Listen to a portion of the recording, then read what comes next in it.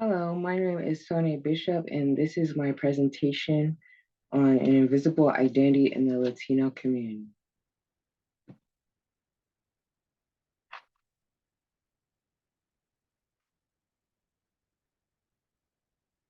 The literary selection that I chose for this presentation is Unbroken by Paola Ramos. Ramos was born in Miami, Florida in 1987. She was raised in Madrid, Spain with her mother and father. And her father, Jorge Ramos, is a Mexican-born American journalist and an anchor for Univision. Her mother is from Cuba and a journalist as well. Paola is openly gay, but she keeps her relationships private. With Ramos's education, she graduated from Barnard College in 2009 with a Bachelor's of Arts in Political Science. In 2015, she got her master's from Harvard University. With Paola Ramos's career, it started out with working in the Obama administration. She also has been a spokesperson for the NYC Council to expand the efforts to protect immigrants. In 2017, she became a deputy director of Hispanic media for the Hillary Clinton presidential campaign. She became a correspondent for Vice series, Vice and Vice News Tonight in 2019. She also appears on Telemundo and MSNBC. Some of Ramos's works include the Latinx docuseries on Vice. Ramos explains that Latinx means inclusivity for all of the Latino community, rather than like gender or sexuality. Um, the docuseries focus on about showing the invisible identities within the Latino community. She shows stories that challenge the norms and assumptions of Latinos. Another work from Ramos is her book, Finding Latinx. Her book is about redefining Latino identities and focusing on the invisible identity. Ramos traveled across the country to learn about the people's stories. This book is a way to reveal those invisible identities, just like the chapter Unbroken. Now, for the chapter Unbroken, Ramos started off by talking about the mass shooting that happened in 2019 in El Paso, Texas. She says that it was a targeted attack towards Latinos by a white supremacist. I want to focus on that there are like invisible identities within the victims.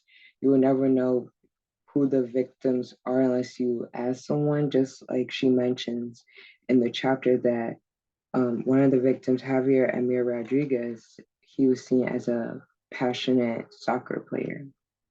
Um, when Ramos visited the Walmart, she saw the hashtag El Paso Strong, and she knows that this is how the Latino community retaliates and shows that, basically to show the people that they're still strong. They'll get past this.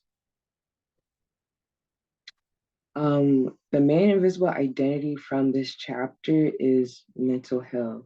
Ramos tells us that mental health affects the young Latino community the most.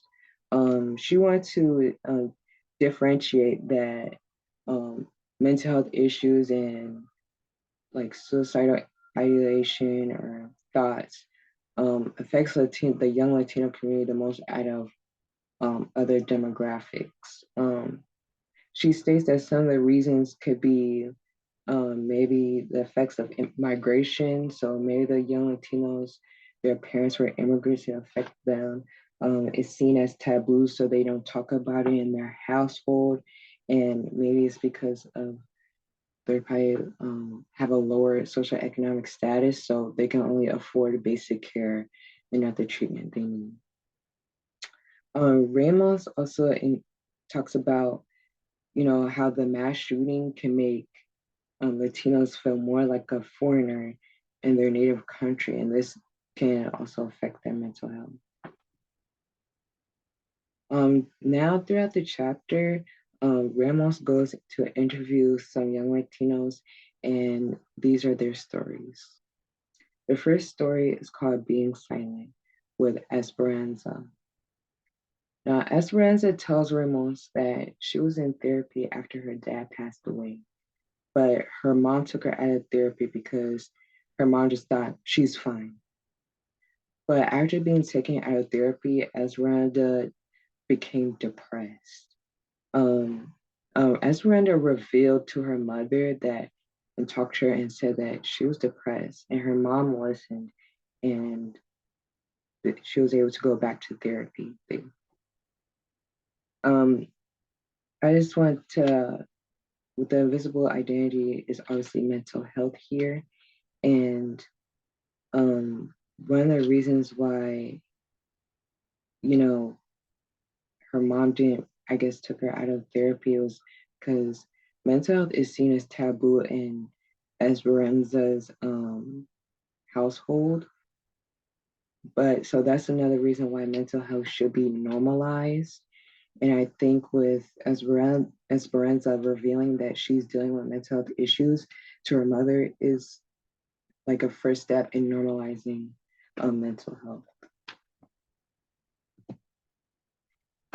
The next story is called Being Too Spicy. Ramos interviewed Angela, and Angela explained the spicy Latina stereotype. So the spicy Latina stereotype is a Latina woman.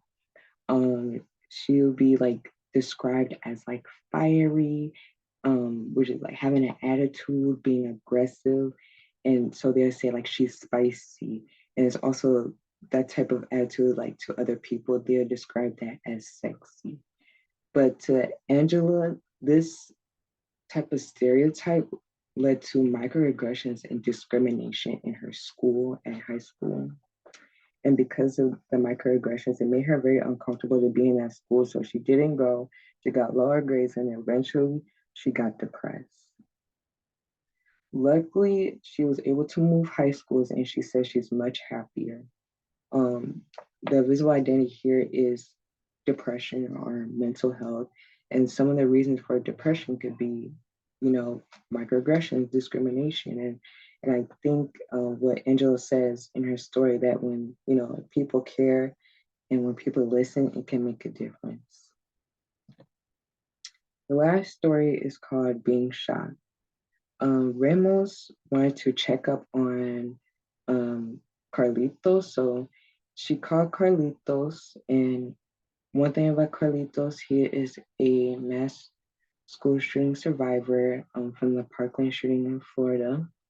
And as they were talking, Carlitos revealed that he's struggling with trauma, loss, and family financial struggles. And he also told Ramos that he needs a break. I would say the invisible identity in this is everything that Carlitos is struggling with, especially trauma and loss. I think the main thing you could take from this is that you don't know what people are going through unless you ask them. That's why it's like labeled as invisible. You wouldn't know that Carlitos was going through, financial struggles unless you ask. The conclusion. I wanted to, reiterate that one thing we learned is the meaning of Latinx. Latinx, as Ramos said, is to include just inclusivity of all the identities within the Latino community. And one important thing that Ramos wanted to tell us through this chapter is how the young Latino community is really affected by mental health. And like it's seen as a taboo topic, not really talked about. It's not an open discussion. And one thing that towards the end of the chapter, Ramos wants to leave us with is that the Latino community is about resilience and being a fighter. They'll they will like face the truth and the pain. And one thing Ramos tells us is that the younger generation, the younger Latinos community, they will go and face the pain, face the truth, and they will make the effort to move forward by making a change. just like with the past stories, all all those people that she interviewed, they tried to make a change, whether that's talking to someone or moving schools. So I want to leave you one thing I think I learned from this literary selection, this unbroken chapter, is that you don't know what someone's going through unless you ask and listen. Thank you.